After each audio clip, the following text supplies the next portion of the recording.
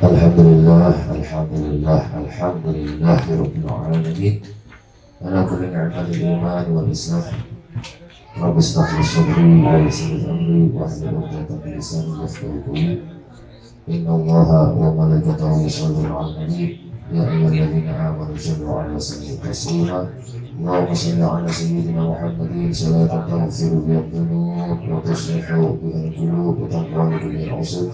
وتلين يسوع وعلى آله وصحبه إليه mansub. Amma ba'd. Kita melanjutkan belajar bersama dari kitab guru kita Syarif bin Abi Hasan Manhaj ad-Da'wah Kitab Al.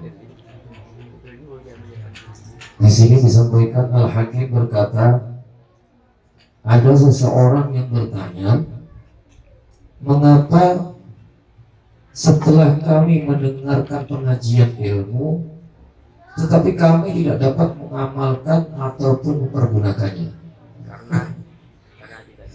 Mari ngaji, sholawatan, mari ngaji tafsir, mari ngaji apapun namanya istilah pengajian, tetapi kita setelah itu seakan-akan hilang, lenyap tertiup angin, dihembuskan angin, tidak bersisa sama sekali. Kenapa? Maka Al-Hakim menjawab, dijelaskan di sini, ternyata dikarenakan dari 5 macam perkara. Yang pertama, Allah telah banyak memberi nikmat kepada kita, tetapi kita tidak pandai bersyukur.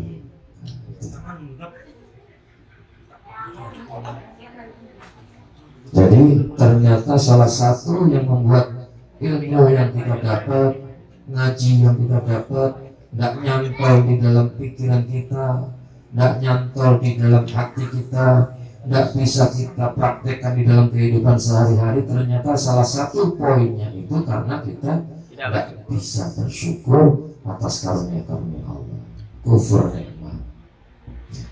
Kemudian yang kedua, kita telah banyak berbuat dosa, tetapi kita tidak segera untuk meminta ampun kepada Allah. Dosa-dosa yang kita lakukan dalam satu hari ini tak kerasa.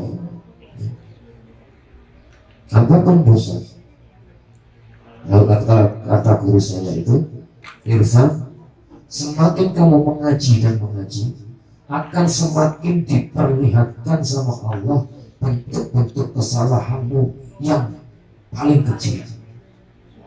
Jadi orang yang semakin mengaji itu semakin melihat kesalahan dalam dirinya.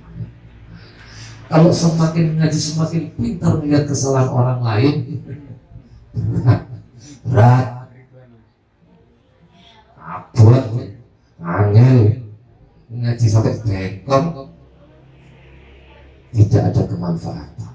Ya, nasihat guru itu penting diingat-ingat. Semakin mengaji, semakin terbuka pandangan kita tentang diri kita sendiri, bukan tentang diri orang lain.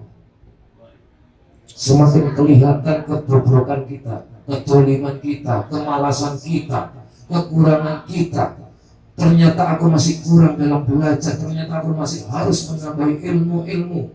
Semakin jelas dan dinampakkan sama Allah Ta'ala jika seseorang itu bersungguh-sungguh berjalan menuju Allah.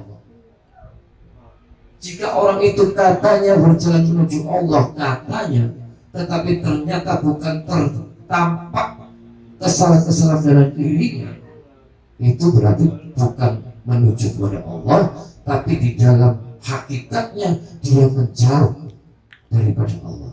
Gitu ya. Itu ciri-ciri.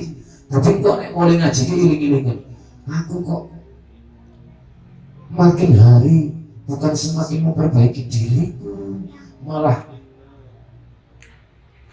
ngoreksi orang lain terus. Ya. Itu berarti ada sesuatu yang salah dalam diri kita, segera perbaiki. Mumpung masih ada waktu. Ya.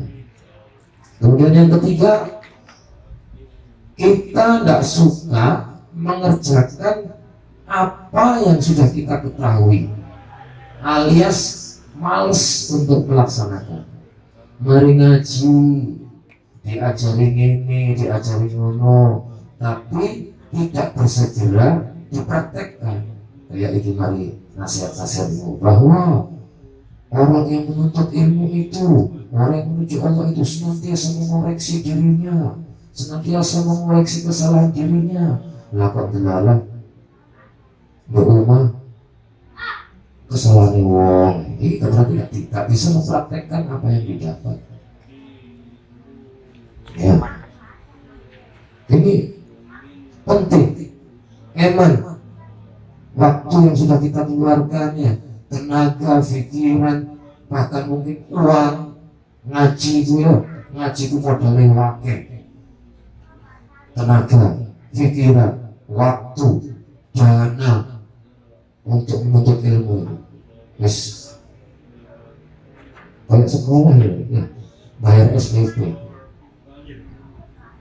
Agar kalian tahu bahwa untuk mendapatkan satu bentuk ilmu itu perlu perjuangan.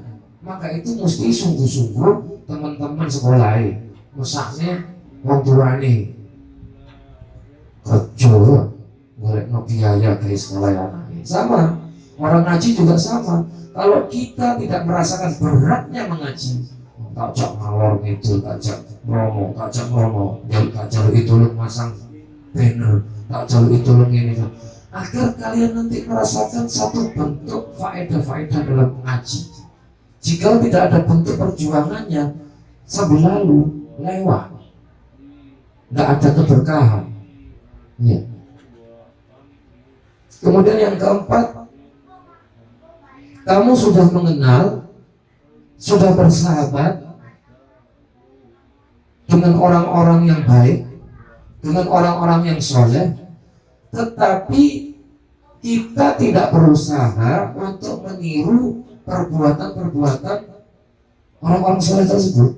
Kita sekarang alhamdulillah dikumpulkan bersama di majelis ini, di markas ini dengan guru kita Syekh Arifin, sekarang diteruskan putranya Gus Abdurrahman. Kita sekarang sudah bersahabat, sudah dekat dengan beliau ya, sudah menjadi murid-muridnya beliau. Tapi harapannya itu bagaimana kita bisa mengikuti nasihat-nasihat dari beliau-beliau orang soleh, guru-guru kita satu persatu. Apa yang dinasihatkan itu dijalankan pelan-pelan, sabar. Baik santrinya walaupun gurunya saling sabar, ayo berjalan bersama-sama dengan niat yang sama untuk menuju ridhonya Allah, menuju kecintaan Rasulullah Sallallahu Alaihi Wasallam. Kemudian yang kelima,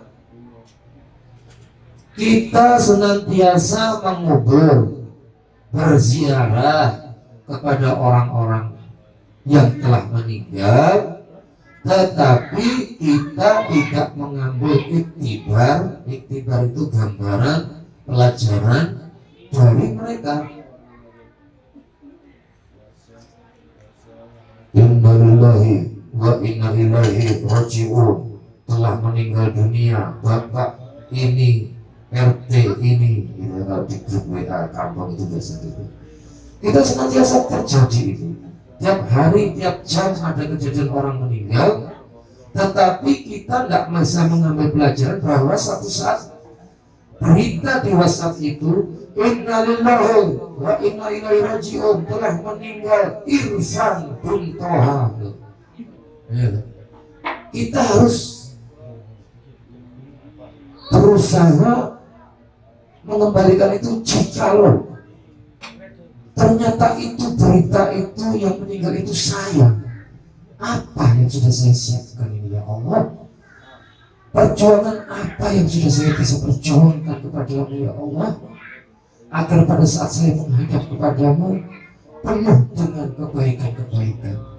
Gitu ya.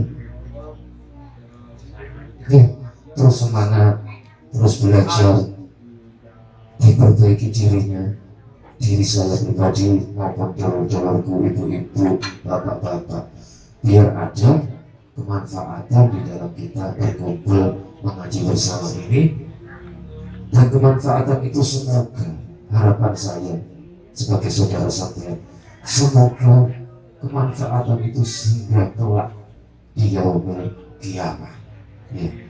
Persaudaraan kita saat ini semoga dijadikan persaudaraan di dalam kuburan, dijadikan persaudaraan di sirat, dijadikan persaudaraan di mizan, sampai pertemuan kita dengan guru-guru kita, sehingga kita dipertemukan guru kita dengan Rasulullah Shallallahu Alaihi Wasallam yang senantiasa kita rindukan bersama siang dan malam, tiap pengajian, tiap sholawatan, burda, majelis-majelis burda, majelis maulid, di mana tempat kita senantiasa merindukan beliau. Semoga Rasulullah Shallallahu Alaihi Wasallam menjawab kerinduan-kerinduan kita, menjawab kecintaan-kecintaan kita, yang niscaya dengan jawaban beliau otomatis kita menjadi umat-umat yang diakui Rasulullah SAW. Sedikit, subhanakallah bihamdika, asyhadu an la ilaha illa anta, astaghfiruka wa atubu ilaik. Wassalamualaikum warahmatullahi wabarakatuh. Waalaikumsalam.